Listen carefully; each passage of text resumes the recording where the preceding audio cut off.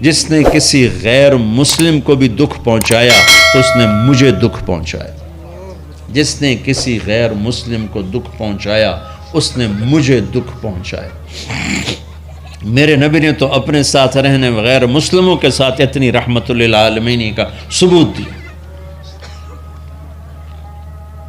ہم ان کے برتن بھی الگ کرتے، وہ برتن کو ہاتھ لگانے میں کہ دھو، برتن دھو کے لاؤ، اتنی نفرت کا اظہار.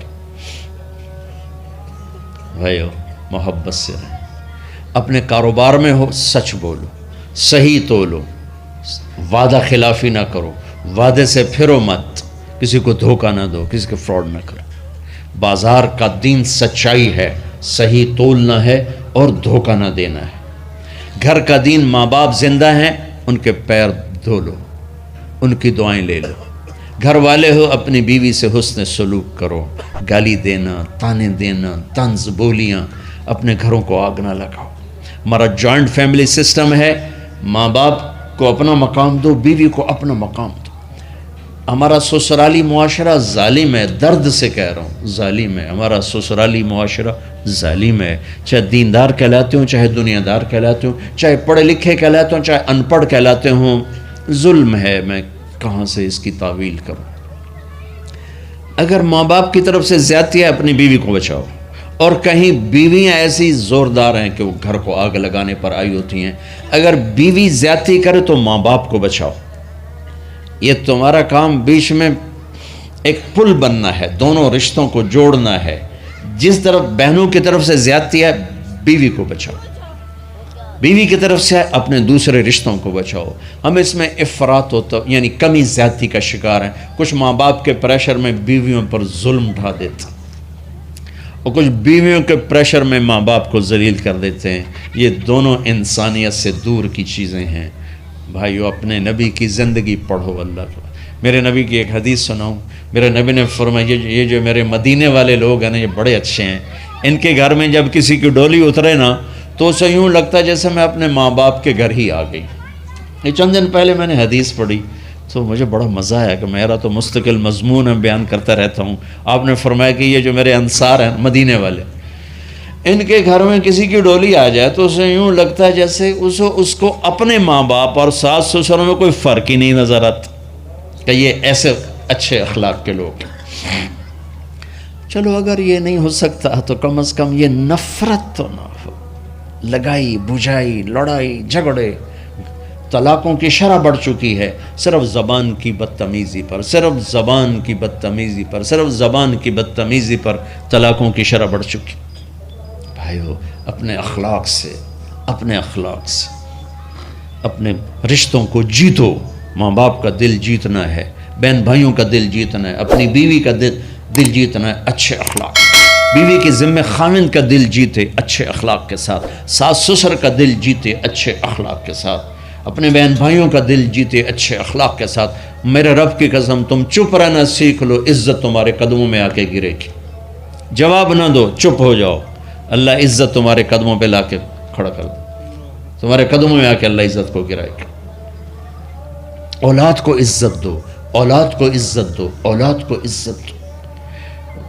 ان کو ٹائم دو، پھر یہ ساری زندگی تمہارے غلام بنیں گے. 3 سال کے بچے کو اسکول میں دھکا دے دیا، آیا تو ٹیوشن والے کے پاس بھیج دیا اور خود اپنے مزے کیے، تو یہ اولاد کبھی تمہاری نہیں ہوگی. انہیں ٹائم دو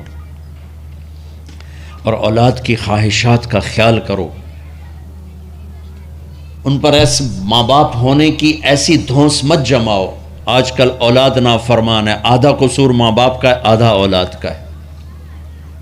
کہ یہ وہ شفقت اور وہ محبت اور وہ ٹائم نہیں دیتے، اس سے آگے بات خراب ہو جاتی. اور ایک بڑا حساس موضوع ہے، رشتے ناتوں میں اولاد کی رعایت کرو. اپنی اولاد کی پسند ناپسند کا خیال کرو، ان پر مسلط مت کرو. اولاد سے کہتا ہوں کورٹ کی شادیاں نہ کرو، عشق معشوقی کی شادیاں نہ کرو.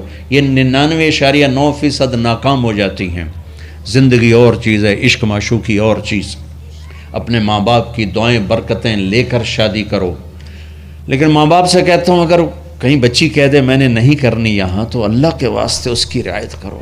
اس کو گائے بھینس نہ بناؤ کہ جس قلے نال مرضی جا کے بن چھڈو. انسان ہے، جانور نہیں ہے، انسان ہے۔ زندگی جس نے گزارنی اس کی رعایت کرو، اس کی رعایت کرو۔ اولاد سے کہتا ہوں ایسے لو میرج اور گرل فرینڈ بوائے فرینڈ ہمارا کلچر نہیں ہے، یہ ہلاکت اور تباہی کا راستہ۔ میں قربان جاؤں میرے نبی کہ صاحبزادی جنت کی عورتوں کی سردار کا رشتہ آسمان پہ طے ہو چکا ہے کہ علی کے ساتھ کیا جائے گا۔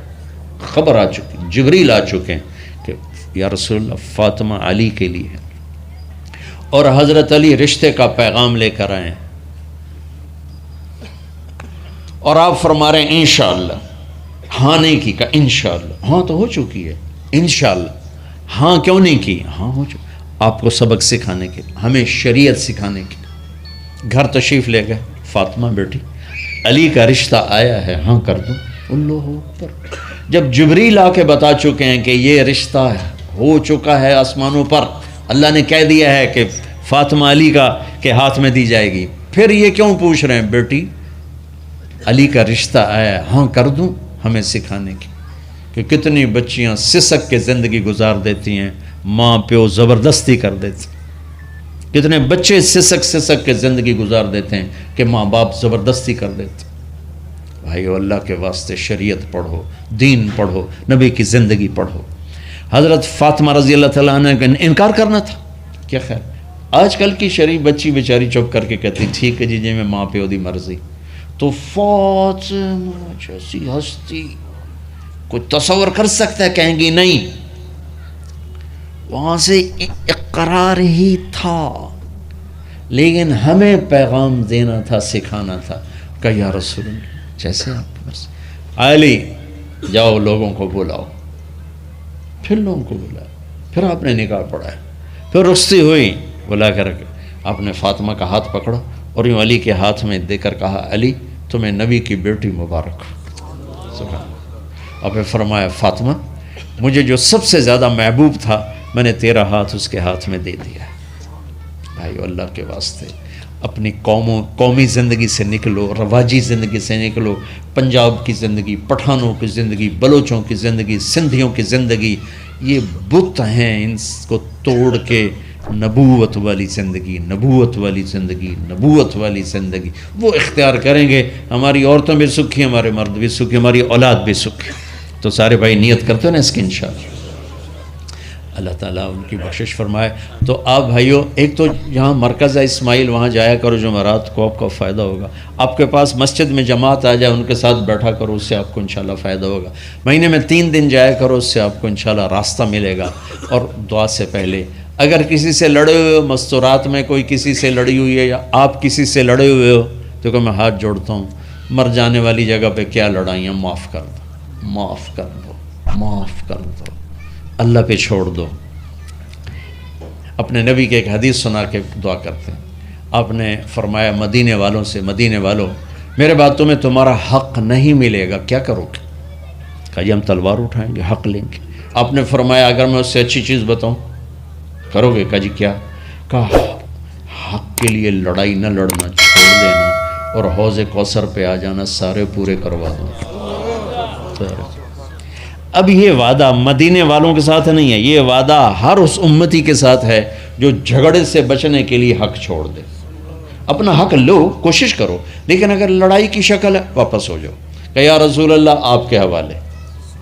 آپ نے مدینے والوں میں ہمیں بھی شامل کیا ہے، جس کا حق مارا جائے اور لڑے نہیں، چھوڑ دے، صبر کر جائے، میرے انتظار کر آنکھیں بند ہونے کا کہ میرا نبی تیرا وکیل ہوگا اور اللہ جج ہوگا، ان ویکھیا فیصلہ کہندہ ہوندہ ہے پھر۔